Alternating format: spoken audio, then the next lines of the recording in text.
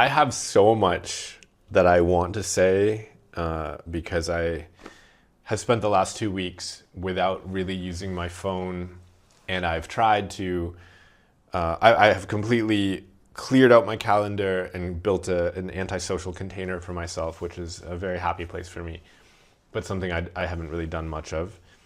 And I set out to concurrently work on 4 projects of interest. And looking back, I think that the biggest outcome of these 2 weeks was not advancement on the projects, but a deeper understanding of how to effectively work with being a multi-hyphenate and in what ways I'm still suffering from the social conditioning around society not really supporting a healthy expression of multi-hyphenate interest pursuits. And I know that might sound convoluted, but basically what I'm trying to say is, how does one follow many areas of curiosity in their life without losing all the energy between switching gears all the time? And what containers do we have to build for ourselves so that we are still pushing through areas of discomfort in order to learn more, grow more, achieve more? And it's a very delicate thing because in as much as multi-hyphenate interests inform one another and create a richness, if there's too much, let's say, options, if there's too many decisions to be made all the time, and also freedom in moving around all the time, then there's also the risk of never driving through the hard parts of developing anything, whether it's a project or a relationship or, I don't know, a body, like anything, any kind of development. You're never completing a cycle and moving into the next cycle. And I hope very soon to, in a more concrete way, start to put these steps into something that I can share. But for now, these videos are really a journal entry of a process of me moving my life from being a successful enough multi-hyphenate person, but clearly I do not feel that I've reached my potential in any way. Moving from this kind of, floaty multi-hyphenate to someone who really is where, I'm really where I believe I need to be.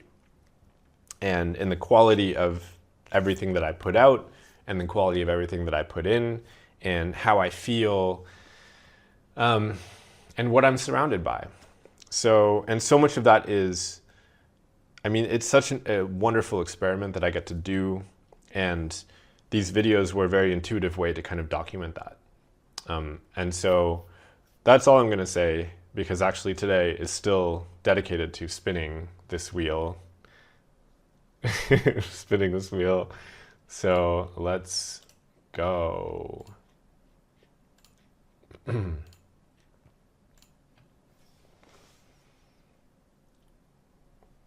Wow, I keep landing on this.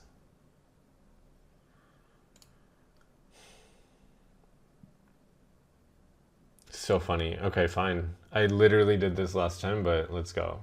It really wants me to learn Japanese. Okay, I will come back in a little bit with whatever I've done.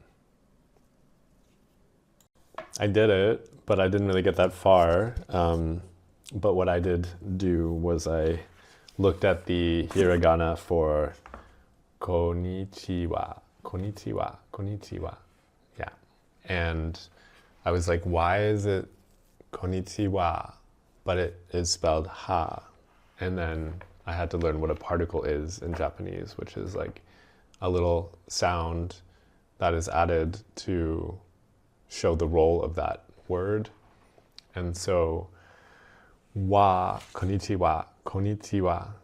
Wa was originally pronounced ha, but it softened to wa, and now it's still written ha, but it's pronounced wa. And so anytime that wa shows up as a particle, it's going to be spelled ha, I think.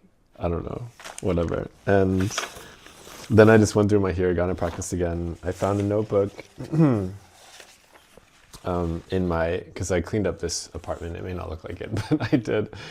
And I found this notebook with all of these like fragments that I wrote when I was in Scotland. I had really old people. Oh my God. Wow. Oh, I bet some of them aren't here anymore. I had old people in a class. I was taking a class in the university in Skye, and I had them read these sentences because their voices were so beautiful and they had beautiful accents. And then I made like an audio piece. Yet another, project that I did. I started it. I actually stitched the whole thing together, and then I never did anything with it.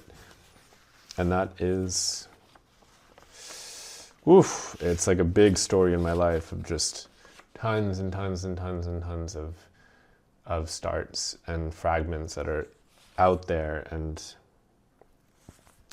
yeah, I'd like to change that. I think I'm sitting on a mountain of gold.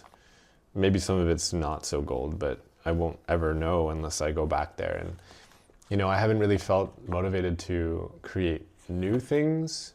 And so there's something also very energetic about this sense that I can just look at what I've already made and then kind of put the finishing touches on it and bring it together and braid it together. So yeah, it's all connected.